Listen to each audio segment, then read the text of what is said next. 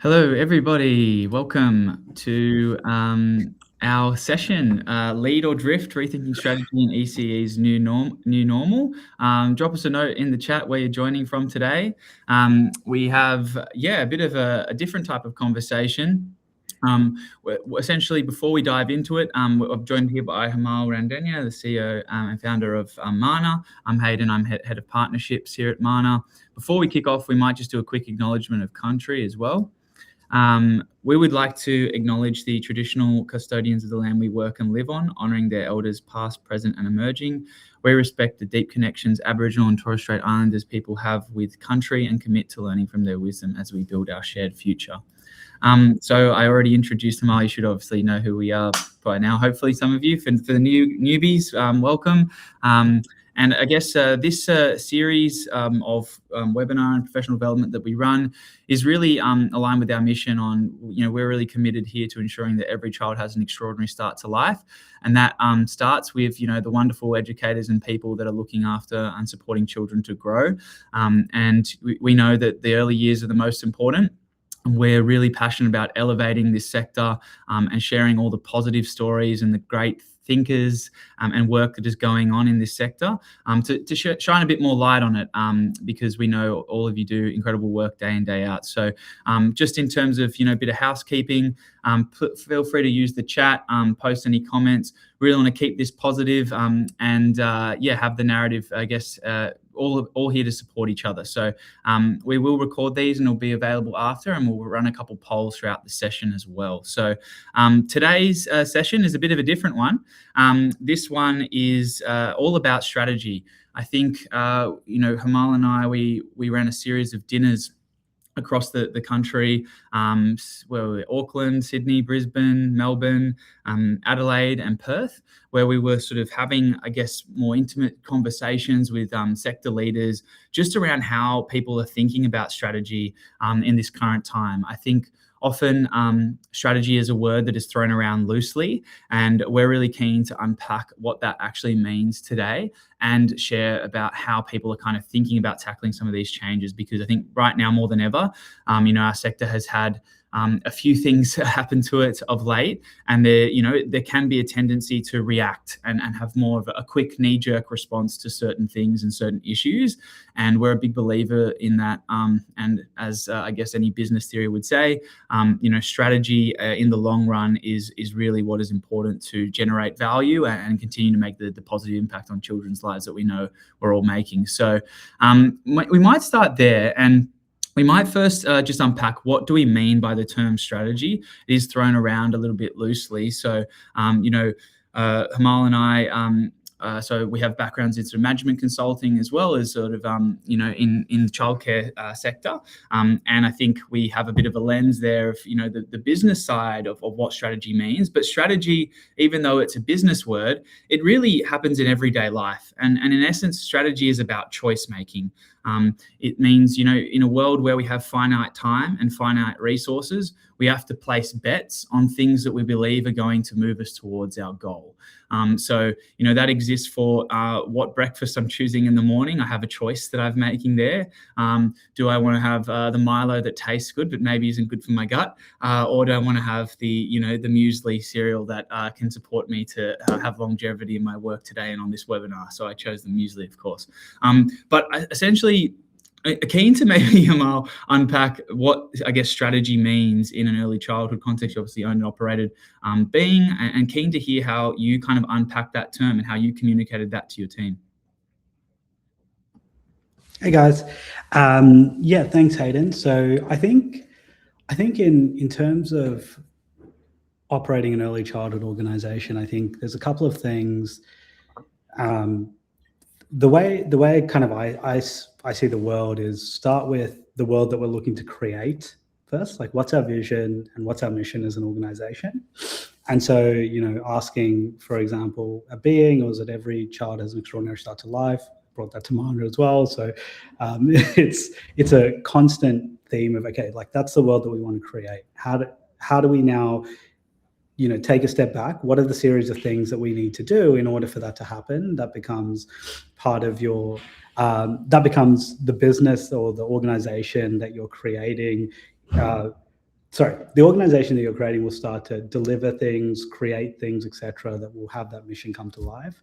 And to your point, strategy is the choices that we're making, the things that we're going to focus on in this period of time, whatever that looks like, in order to take us one step towards that ultimate vision, mission, or whatever outcome that we're looking to produce. And I think like what you said was really, really awesome at the start, which is, strategy, and you've coached me on this, actually. I've learned so much from you around this, which is strategy is about making choices given that we have finite resources.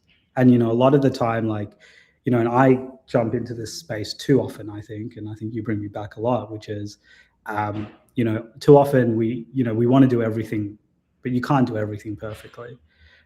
So strategy is like that, it is being intentional about those choices that is essentially those choices you're making, and it helps you being intentional about the things that will really move the dial versus, the things that won't. Yeah, and I think that's and I guess unpacking that in the early childhood context, strategy needs to be rethought about when there is a gap between your vision and where you are now. So in terms of how strategy is done, there's sort of three key phases to it. The first is doing a current state analysis of, what are some of the challenges or what are some of the strengths that we have as a service, and then look at, based on our vision and where we want to go, what is that gap? And then in order to close that gap, there's a set of options that we can take. So, say for example,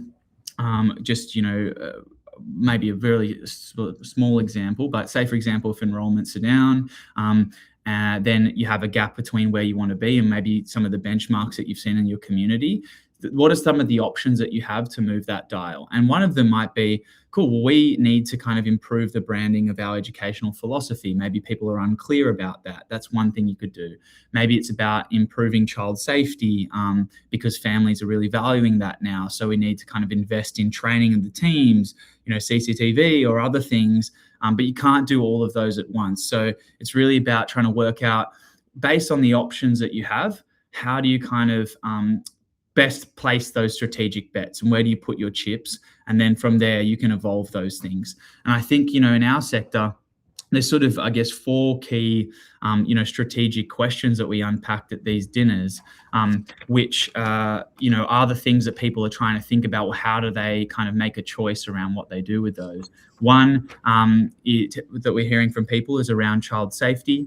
The second was around increasing compliance pressures, which is creating, I guess, a lot more burden on centre managers, and how do you kind of free up leaders? The third is around how do we upskill staff to help better meet the needs of, more diverse learners with higher participation rates. And the fourth being, with more increasing competition, how do we better define our unique selling point to families? So these were the four that we sort of took to these dinners that we wanted to unpack. And we'll kind of go through and talk about what are some of the strategic choices and levers that groups and services are thinking about each of these. Before we dive into that, I just wanted to put in a quick poll to hear, from you guys, which ones are, and all of these are obviously top of mind for everyone. But again, strategy is about choice making. So what is your top strategic priority right now? And keen to kind of get your sense of that from the audience. Hopefully that poll has come through for everybody. Cool. Hey, staff to deliver quality. Some of these, they're not also mutually exclusive, but cool. Okay, upskilling staff. Yep, really interesting. Child safety. Okay, cool. This is really helpful. Seems to be the top two as the big ones, which are obviously kind of mutually exclusive. Again, that's something we hear quite a lot about in this sector. I think post-COVID, and Himal, I'd love to actually maybe start there. Maybe we'll start with that first one around ways that services are thinking about upskilling staff. Now, we obviously know that post-COVID, there was a big change in sort of the workforce, and Himal sort of did a lot of research around trying to understand the why behind that. Might get you to give a little bit of an overview of, what we've learned and what some of the discussions that we've been having around upskilling staff, and how people are thinking about tackling this problem from a first principles approach. Yeah, great. Yeah, so I think a couple of things. I think one of the mantras I feel like I live by is quality is good for everything, right? So quality is great for children. We know, and just even recently, 2 months ago, we found that children who attend an exceeding rated service in Australia are less likely to be developmentally, this is not causation, this is correlation, but still, are less likely to be developmentally vulnerable when they attend school versus being at home. But if they attend a meeting or working towards a lower rated centre, they're more likely to be developmentally vulnerable when they start school. So than if they were just at home. So, we know, and we don't even need to look at that research. We knew from the 60s and 70s that quality teaching and quality early learning has a disproportionate impact on human beings' lives. So we know that. We know it's great for educators. Educators love being part of high quality services delivering high quality education. It's like there's a shared mission, there's a shared understanding, there's a shared, sorry, my phone's just popping up. There's a shared mission, there's a shared understanding, there's a sense that we're up to something here, that we're doing great work, which is not just, keeping children alive, like we're actually contributing to their future. And there's like a knowledge and an understanding of that, especially in exceeding rated services, right? Because you have to have exceeding ideas embedded, so it's generally embedded throughout the thinking. We know, and exceeding rated services is lower attrition of staff and better engagement scores, all those kind of things. We know it's great for families because families benefit from exceeding practices, like being consulted, being engaged, in their child's learning and so on. And also they get the benefit of a child who's less developmentally vulnerable when they attend school. And it's better for business. Exceeding rated services constantly have higher occupancies on average than meeting rated services and so on. Of course, families want their children to have the best start to life. And so I think for me, I always go back to, well, this is our North Star, right? So no matter which camp I come from in the world, whether I'm doing this for children, whether I'm doing this for myself, whether I'm doing this to build a great business, whatever, there's this North Star for me. And thinking about choices, to me, quality was always the choice, right? So our strategy was always focused on quality. How do we bring high quality in every moment, in every interaction? So I think taking a step back, Hayden, to your question on the research. So that was kind of the summary of the research, and we know kind of a lot about that. But I think coming back to that strategy question, it's the question for me now is how do we bring quality to scale more? Right. So, a lot of the people in this call, for example, will be operating multiple sites, or you may be, a center manager in a single site, whatever that looks like. But how do we bring quality and consistency to scale so that children benefit? And I think there's choices to make inside of that as well. And that's a really interesting piece to start to kind of dive into, because when you break it down, right, ultimately we know the biggest lever for quality is having highly capable staff, right? Engaged and capable teachers. Ultimately, that's going to be the strongest lever. But the factors that influence quality align kind of with the operating model principles. So it's about people, processes, and technology. It's those three aspects that end up creating, that contributes to that quality strategy. So, of course, having the most extraordinary people is going to be key. Right? You can't do it without great teachers. Without great teachers, you can't deliver extraordinary outcomes for children, right? But that's not enough. It's also about the processes and the technology that sits and supports their work as well. And so that people, process, technology framework is something that organizations across the world use to kind of start to build out how they're going to operationalize their strategy. So if we're going after quality, what are our people? What do we need to focus on when it comes to people? What do we need to focus on when it comes to process? What do we need to focus on when it comes to technology to support these outcomes? Yeah, and I think when we look at kind of the people side, there's a couple of different, and I think this is the important part with strategy, is doing the current state analysis of what matters most to you and picking the biggest rocks that are going to shift the lever first and tackling those. Some of the things that we often hear from people is that teachers are time poor. They're getting caught up in paperwork, and documentation is a real one that, interesting one that we'll definitely unpack in terms of what services are doing and how we're thinking about those things. The other one is around trying to build, I guess, a broader capability with educators, because participation rates have increased a lot in ECE and children are presenting with more diverse needs. That creates a pressure on educators around how do I deal with a lot of these, new, I guess, skill areas that might be traditionally outside of, their role, that are increasingly creeping in. Like, we ask educators to be counsellors, to be behaviour specialists, to be nutritionists. Like, there's all these different, and that's why it's such a valuable and important role. But that's getting, quite hard, because some of those, how do you know where your barrier lies from a professional standpoint? And the other thing I think we often hear a lot about is, how do we help create a more of a positive sort of strengths-based culture within services? That's another lever that we might unpack. So on those kind of three things, might sort of talk to first on the broadening the capability on sort of some of the things that we saw, and then dive into the paperwork side. But one of the interesting ones that we heard from groups was having more partnerships with allied health specialists. And there's kind of two reasons here. One is obviously improving the capability of educators. But the second thing is that families really value those services as well. And I think that helps elevate the status of the early childhood centre in the eyes of the community. And when this is, we're in a cost of living crisis, if families only view it as babysitting, they're not going to put their, dollars in a service that's as valuable as the, really early childhood education. And in order to do that, we have to walk the talk. And I think part of that is really helping educators see themselves as the awesome professionals that they are, and the amazing roles that they have. So hearing about some groups talk about how they're, forming university partnerships with third or fourth year OTs or speechies, having them, they can't count in ratio, but just having them in the services, their team have been able to learn from them, which has been an interesting kind of move that we've seen people do. Others have, had groups where, part-time speechies going across services and having that as an offering as well. I think in the future of like what is going to win in the long run is having more of those integrated service offerings is going to be really important to, really elevating the status of early childhood education, and also giving that opportunity for teams to learn about these things. Because,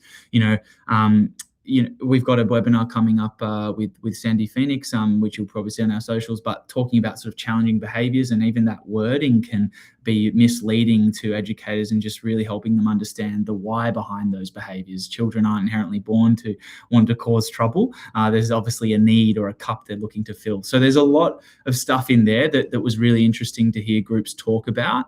And also one thing that we heard them talk about a lot as well is this kind of something that we see a lot in the school sector, which is these kind of cluster models or communities of practice.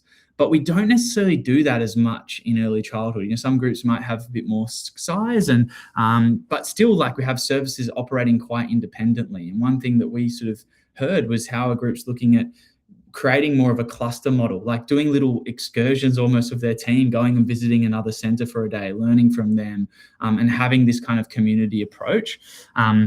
That was something we I guess some interesting different ways we're hearing them think about that. Himal, is there anything kind of you wanted to add on that? Otherwise, happy to dive into, I guess, the paperwork side, which I know you have a lot of kind of research that you've done on. But yeah, any other thoughts on strategic moves you found interesting with upskilling staff? Yeah, I think the question always will come to, when you're an operator, the question will come to how do we create a financially viable model for quality within a service, right? So ultimately, the quality of what we provide will be a function of the interactions. It'll actually all just boils down to interactions between child and teacher. Okay, so that's the unit of value we create, right? And those relationships, essentially, and you can extend that to parents and families as well, right? But that's the unit of value we create.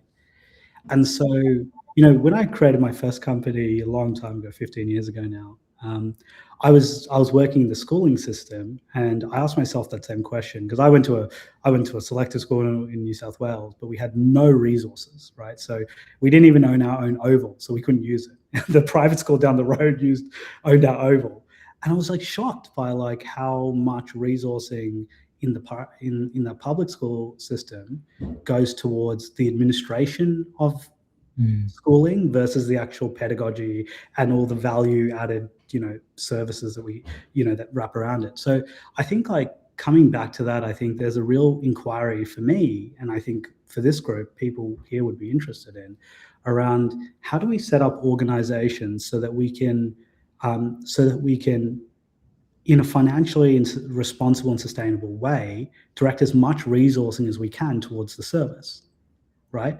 And there's a couple of factors towards that, but there's multiple tiers within organizations. There's, and we see this a lot. You don't have to look at early childhood, but if you look outside of early childhood education, how might we be able to lean up the middle management structures of our organization again, so that we can, or how do we automate work within a center so we're putting more, we're spending more time on the high value work than low value work. Like, I think coming back to that kind of people process technology piece, this is where it's really interesting to ask ourselves, especially in this day and age, right, where technology, that third factor, has just gone through exponential leaps and bounds. But if we look at if we actually look at ourselves, and if we, one of the pieces of research, I'm going to anticipate your question, Hayden.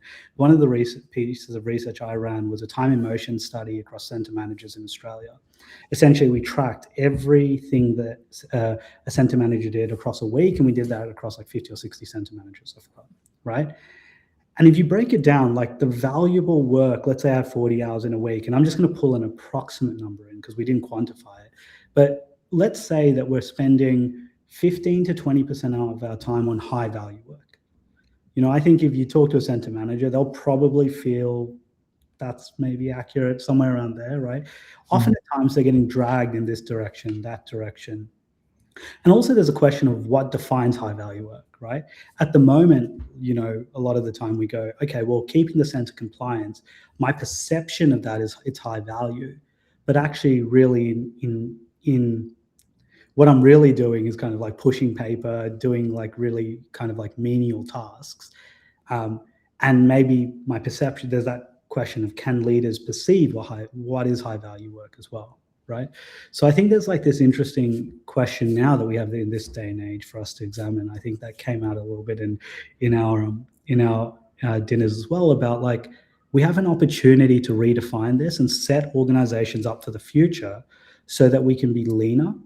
We can direct more of our funding and more of our resources towards better teachers and teaching, because ultimately that's going to move the dial, which means better quality outcomes for children, which means higher quality services, and has this virtuous cycle and loop. So I think that there's this interesting thing that's happening that, we have an opportunity to really play into as well as a sector.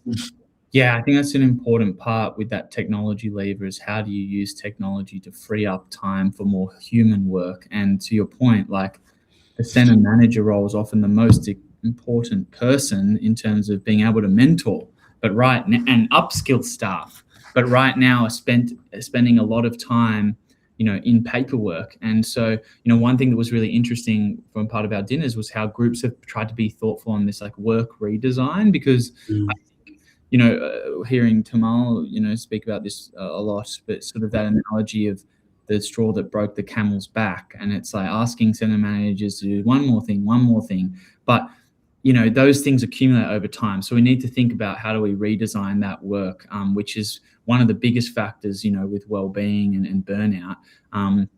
So I think, with that, some of the things that we've heard groups doing is rethinking their kind of leadership setup in the service. Was one group that has sort of 2 assistant directors, an ed leader, and then a dedicated admin person. And then the center manager was free to move between clusters of services and get onto in ratio and doing mentoring. And I know, Himal, you spoke about Norway having a model like that sort of pioneered that. But I think that's something that, we've been forced to do now because of all these compliance pressures. But as Himal was sort of saying, from a first principles perspective, like if the human work is the most important, let's design for that from day dot. And I think sometimes, we're getting stuck in, I guess not having it's obviously hard to find, people and really skilled people, but when you have them, how do you help maximize their leverage? And for those that maybe don't have, the resources to kind of have that many people, I think there is a time period of that. You obviously need to invest to kind of reap the fruits of that labor. But, even smaller things that people maybe who weren't able to do that, we're talking about more job crafting, which is where they will get their center managers to map what their strengths are and what they struggle with. And then they'd do that amongst their leadership team. And then they'd go, okay, cool. Well, you're not good at Excel. I can do that. I'm pretty good at that. I like getting into the detail. And those that, prefer more to be doing the navigating difficult conversations with staff. So how do you kind of get your center managers and create a culture around leadership where it's okay to not be great at everything, but splitting that amongst the team was a small thing that we heard people doing of them just having a culture where from day dot, they'd write what they're good at and what they're not good at, and they'd try and redesign the work in a little way amongst the team versus having a dedicated admin person. But not sure if you got any additional comments on that, Himal, from that perspective. Yeah, I guess just from like a choice making perspective, I think Norway's a great model for us to look at, and it's a very different context to the Australian context. But I think like first principles, the way that they think about it makes a lot of sense to me. So a lot of the time, like people will argue this point and say, but Norway, it's a more socialist economy. There are local government councils running these centers and there's all this other context. Sure. Okay. But first principles, if we have great pedagogical and quality leaders, right, who understand quality practice, quality interactions, and so on, that's a very, very rare skill set. And that's true in Australia more so, but that's true over there as well. Right? Very rare skill set. How do we leverage that in the best way and get them doing more of the work that makes the most impact? Well, okay, people, process, technology. Okay, so people, okay, we have this conception of the nominated supervisor in Australia, but what's to say that they have to sit in a seat at a center? Why couldn't they sit between two centers, right? Like, why couldn't they do that? There's no constraint on that, right? And I think sometimes we haven't really explored that. Okay, and to your point, like if we were going to go down that path and start making choices around that, how do I redesign the work within the service so that we still get the outcomes that we need? And could we do that at a different price point? So, different cost to the organization, so that we can deliver more of that cost back into the teaching level, and therefore, maybe we can hire 2 ECTs per.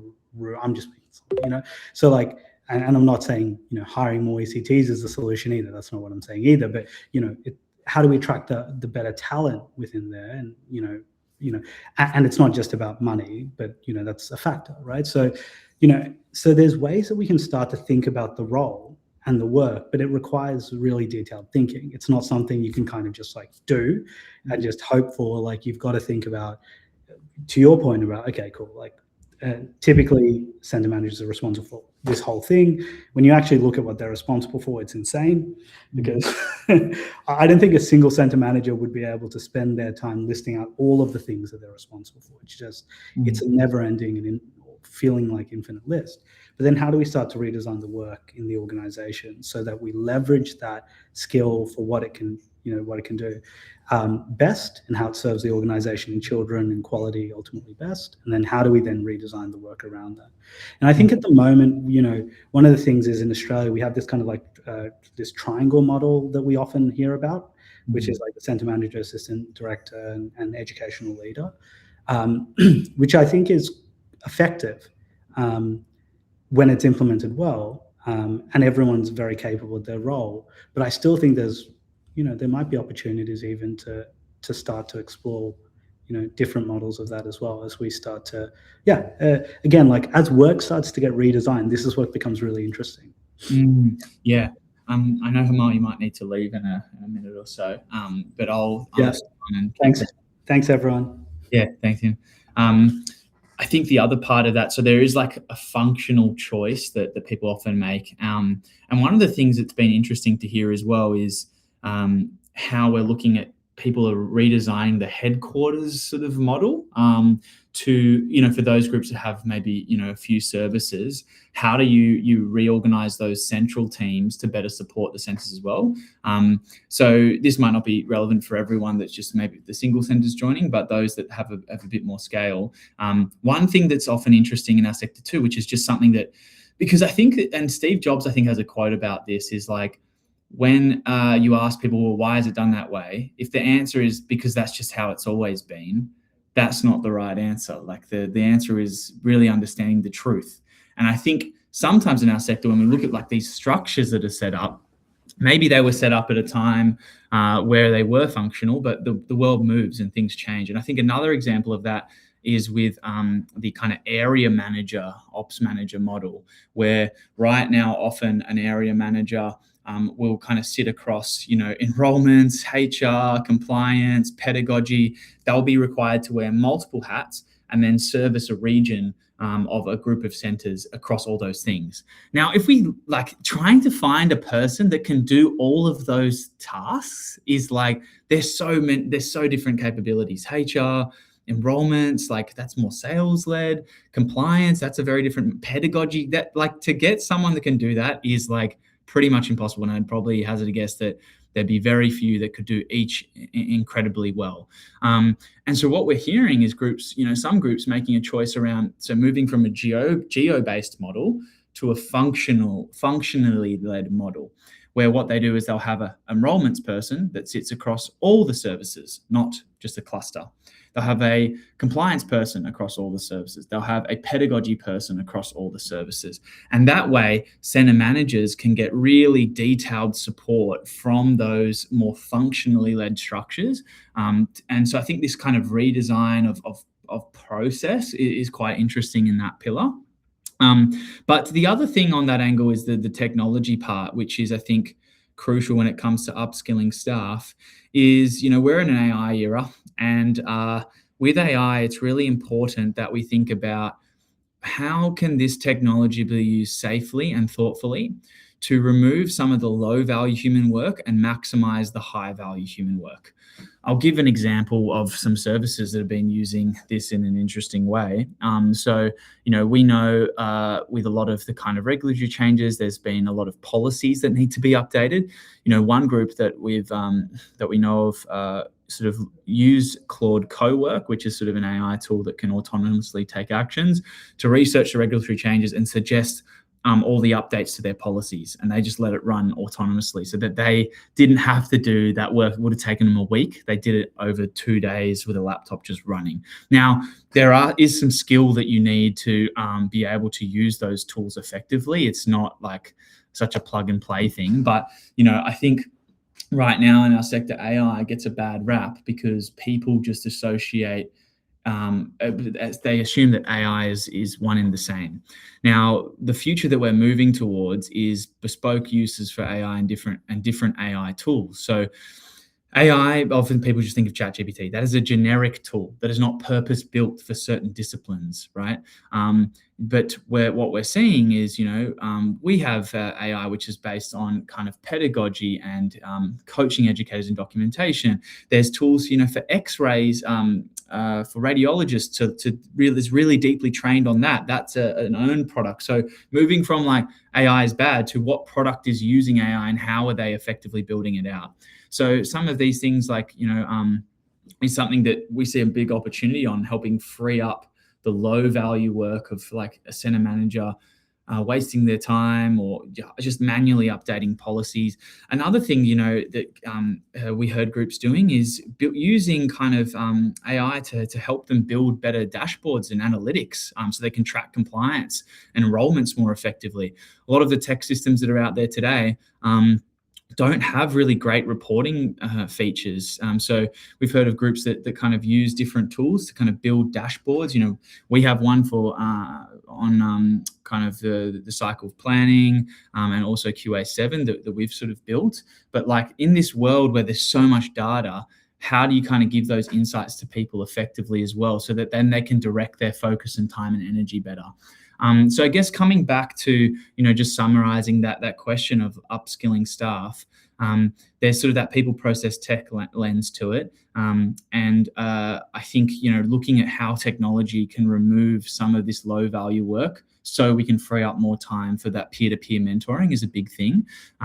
That's another thing, we see with kind of with documentation. Often educators are really struggling to I guess do that process quickly, and people argue, oh well, is that a low value task? No, documentation is very high value. Like it's a reflective tool, that helps educators think more deeply about their relationships with children. But the technology at the time, a document, that is the technology. But I often throw out this example where imagine a world in 50 years time where we've all got these Neuralink brain chips that Elon Musk is working on, and when an AO comes and gives you the knock for assessment and rating, they're not going to ask you for a document. They'll just tap into your brain and say, oh, have you been doing critical thinking and active reflection, and have you spent quality time with children? That's the real measure of a document, right? Like, it's not about what you write, it's about the process. And obviously, families, when they read it and they communicate it, but when it comes to teaching, that's something that, is really interesting and being flipped on its head a little bit with this kind of AI world where, no, obviously generic AI tools like ChatGPT and things like this, that has a big de-skilling risk, because you can just tell me to write a story for Timmy who's playing with blocks, and it can just hallucinate something that may or may not have happened. But this is a product problem, not an AI problem. You can use AI, and we've designed it in this way, is to coach people so that it can be used as a mini ed leader, a mini thought partner, to help them bounce ideas and then create that critical thinking to then automate the document process. So again, we're thinking about, there's no silver bullets here, and AI is definitely not a silver bullet, but there's different ways that we can start to rethink that technology pillar on how do we help I guess maximize that high value human work, and get educators to get out of the weeds on spending hours reviewing documents, but really bouncing ideas off maybe a mini AI coach as an example, automating the document part that can be personalized to them. That's a future that we're definitely sort of seeing when it comes to upskilling. So we spoke, I might shift from the technology lens as well, just maybe on some other things that are sort of loosely interesting. Culture is a big one when it comes to upskilling staff. And I think one thing that, that we spoke with some of our dinners is some groups, the Macquarie University are running a sort of Joy project, which is an action research project on how do they help improve the feelings of purpose that educators have in their work. We know that when you bring yourself both with your personal and professional goals to work, you're more motivated to, embark on that upskilling and that professional growth. And so groups that are really making a clear process around how do we, set personal and professional goals, and then having a mentor and reflecting on that as a part of your journey. So I think some of those smaller things are often forgotten in terms of the impact that they can have on people and their own development to upskill staff. So just to summarize that one, because I know there's a few others we're keen to touch on, but I think upskilling staff is a very big narrative. There's things around, in terms of that people process tech, people side, getting, allied health was a big one that we spoke about, the cluster model of like having, more knowledge sharing between groups, personal and professional goals and bringing that to life. I forgot to also mention, one of the services that we know of brought in Tony Robbins coach. So they're trained from Tony Robbins, and they do sort of services based on professional development as well to help them bring their full self to life and to work, and people using EAP services as well, again, to really help wrap around that culture and people support. And then, the process side is rethinking some of those structural models of the leadership model in the service, the functional based model at the head office, and then technology, using, emerging technologies like AI in a safe and ethical way to remove some of the low value work and look at how that can assist the coaching. So those are some of the strategic things and moves that people are doing. Again, there's lots of different things you can do. I think it's about looking at those options, what one will make the most impact for your service, and prioritizing those things. In the interest of time, we might shift to one of the other side, which was noted as a big focus, which was child safety. So just to share a couple of things on child safety and what we heard from the dinners on that side. Really the question that we pose to people is, how are they proactively rebuilding trust with families around child safety? And I guess the key narrative that came from all of that was that transparency was really key. So a lot of services that were already doing the right things, inviting families in, giving them really clear guidance on what their policies were, their trainings, etc. And also, running workshops with families around child safety and just having more proactive community engagement to help them understand that this is a living part of and breathing part of the service. So I think that was a really interesting pillar. Another one was often we forget that the children are so inherently capable, and actually empowering them around child safety and involving them, in more proactive training. So like body safety, etc. But creating a culture that's not just amongst the people, but also with children and upskilling their understanding. So that was a really interesting one as well. A couple of services also, just really emphasizing the point on supervision. Some groups going above ratio, having child safeguarding leads being appointed within services. That was quite an interesting takeaway. And also creating more of that whistleblowing culture. Now, I think sometimes culture can really be emphasized through processes. And so some groups, having pulse surveys that go out to teachers, and just having like a more proactive approach to building that whistleblowing culture. The last one that we sort of spoke about, which was obviously a big talking point across the sector, is CCTV. Now, from a lot of the conversations that we had, some people are a little bit 50-50 with this, but what we'd heard, is a lot of groups that when used in the right way and expressed as a tool that is not like a big brother scenario, but is something that is there to support you. We've heard of some examples where, some of the footage actually really helped, support educators in showing that they were doing the right things, and groups that use it being really proactive around that this is for your protection as well, and not a big brother. And that comes back to the culture and how you talk about it versus, groups made a couple of examples where, if there's an incident, not going, oh, okay, I'm going to go check the CCTV, but saying, okay, awesome. Like, let me talk to you and hear your perspective. Let me talk to the child, talk to the family, and we'll consult the CCTV as just another data point in that ability to, embed child safety. So I think, we're hearing a lot of services kind of, take to that proactively and being able to talk about it from a real purpose-led view versus more of like a knee-jerk view of we're putting in CCTV and not actively considering how we talk about that with families. So that was, I guess, some of the things on child safety, which is an interesting theme. Might also touch on just on the I know there was a few people mentioning defining our unique selling point. Would love to spend a bit of time just on this one to maybe share some reflections with strategy on this.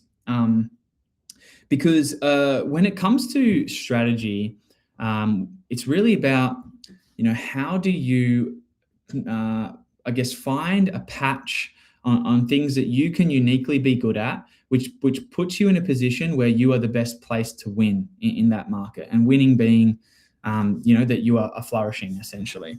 And so a lot of people, where they get this wrong when it comes to unique selling point, is they forget the you, and they just think, oh, well, we're going to do Reggio, we're also going to be Montessori, we're also going to be Froebel, and they've just got no clear view on what they stand for, because humans find it hard to make choices because that means you have trade-offs. So, a lot of people struggle to really say what makes them unique. But if you do that right and you select the patch that which you are the best at, and for a subset of things, then you don't have any competition anymore because it's your own patch. Maybe let me give an analogy of that, using ice cream, which might help people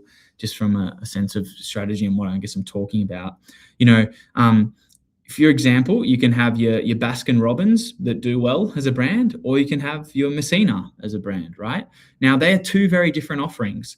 Baskin Robbins has decided to go more of, cheaper, bulk-led sort of ice cream. And so their price point is a lot lower, and they can afford to kind of get people that are more price sensitive. They made a choice. They're not trying to do exotic flavors that have the best in class milk to produce this. They've made a choice. That's unique selling point, is just like really affordable and tasty, fun flavors, right?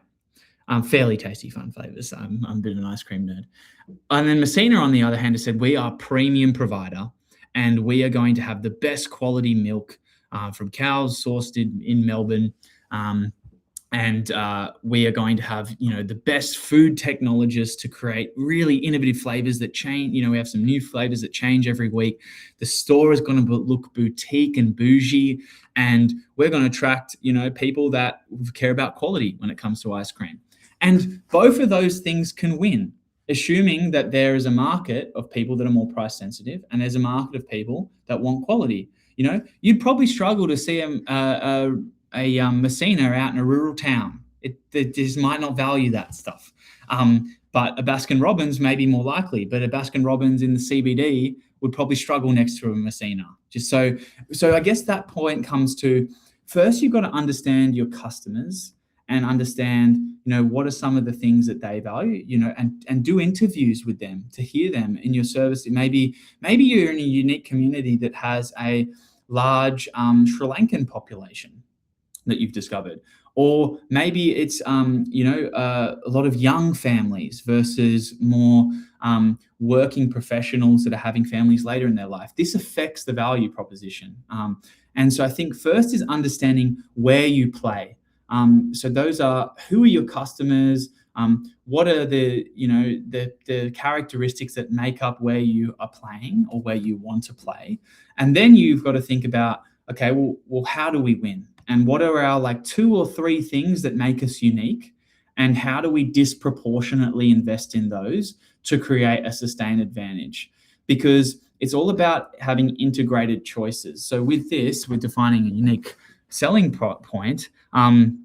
If you say that, cool, we're going to be Messina, and then you don't hire really top-end food technologists to innovate the flavors, you're not actually made that choice.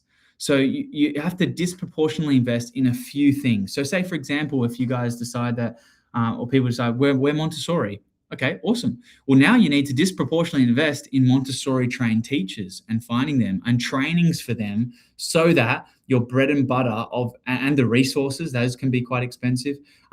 So that is our bread and butter, and that is our unique selling point. And that is based on understanding that, the community, maybe you do a couple of interviews, really, maybe there's a few Montessori providers, maybe, that's an option for you there. So I think for us, that strategy part is really crucial. Now, when it comes to different things that we've heard groups doing to actually engage their communities and hear from them, heard a couple of really interesting things from people that would actually go to local mother groups before they do builds, hear, what they, and sit in those and hear what they're saying and do interviews with them. They go to nearby schools, understand and ask questions around what people value. And then they would kind of hold workshops with the community before they were going to build, that actually is getting them to collaborate in the design and development of that and hearing their perspectives. That was something that we heard from groups that was really interesting. The other thing was hearing about, often people these days, society is often bubble wrapping children, and that, implicitly, when people maybe talk to parents saying, oh, we don't want any risky play. But actually, this is where sometimes those interviews, you have to read between the lines, because parents might not understand child development at the extent that we do. And I guess an example that, often Nathan Wallace says is parents will say, oh, I've had, 3 children. I think I know a thing or two about child development. Well, I've had 5 cars, but I'm still not a mechanic. So I think there's that angle of, we have to really look at the research and take that as an angle here as well. And we know risky play is really important to children's development, and that they get much better outcomes over time. And families, when they see people with that leadership, and being able to communicate that effectively, really, will then take to that.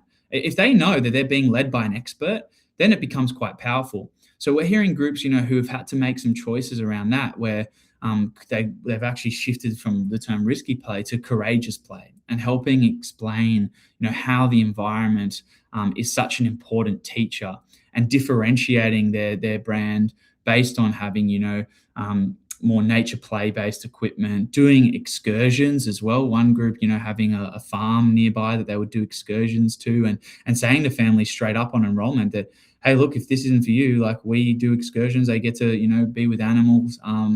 And that's our philosophy. And if you, aren't a fan of that, then that's okay. And that's part of it too. Strategy, you have to know who your customer is and be okay that you've made a trade-off, and you won't appeal to everyone, but you'll appeal to a subset of people that will become, much more loyal and willing to, pay for that service as well. So that was some really interesting things that we took out from that. And probably the last one that I think, was interesting hearing from groups talk about was photos with children. Now, one thing from a strategy perspective is, as I said, is being able to differentiate and doing that meaningfully, which means that you disproportionately invest in a set of few things that mean you're really hard to copy.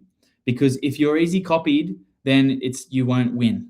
So it's about competitive advantage. And when we look at photos, right, we had an interesting chat with a group that were thinking about this in a different way, where right now it is very easy across the sector to send bulk photos of children. We often see proof of life photos of 40 or 50 photos going out.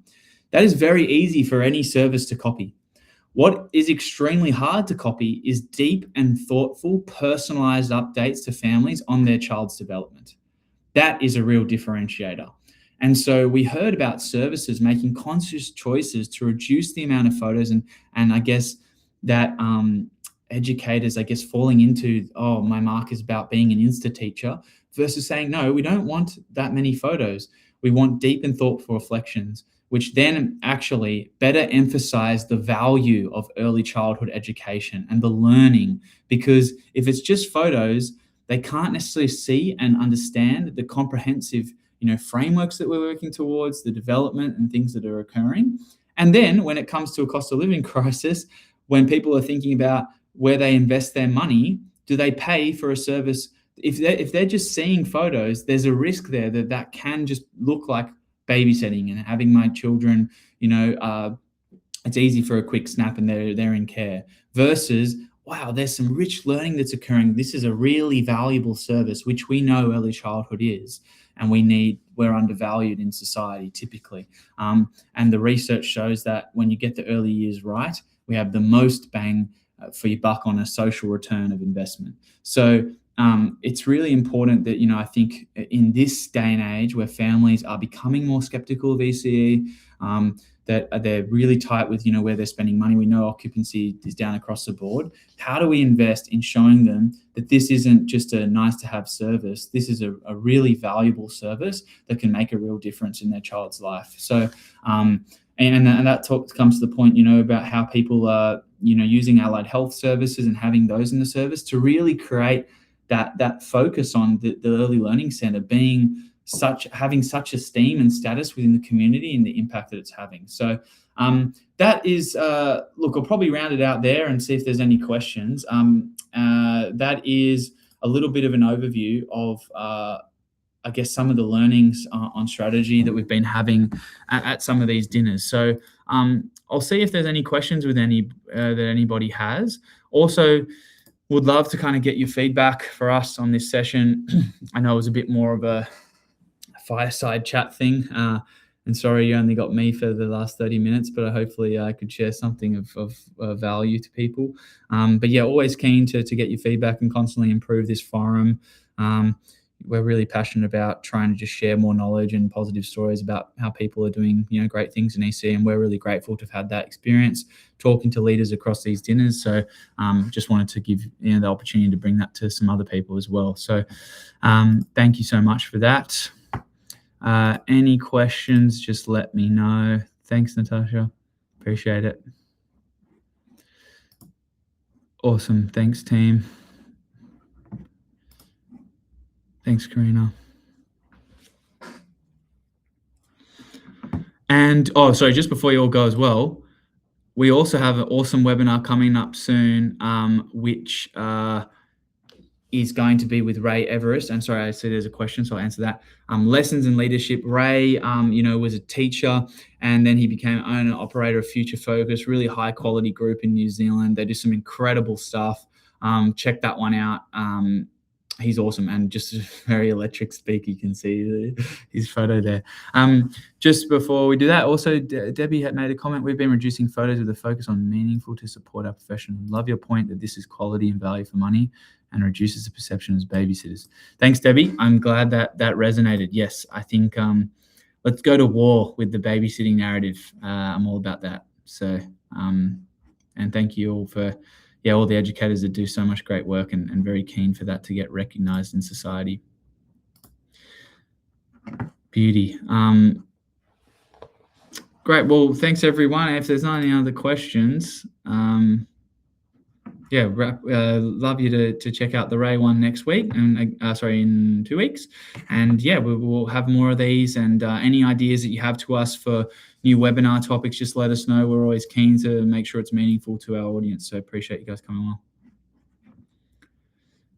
Beauty. All right, team. Well, let's end it there. Looks like no other questions. Okay. Thanks so much, everyone. Have a wonderful day. Bye.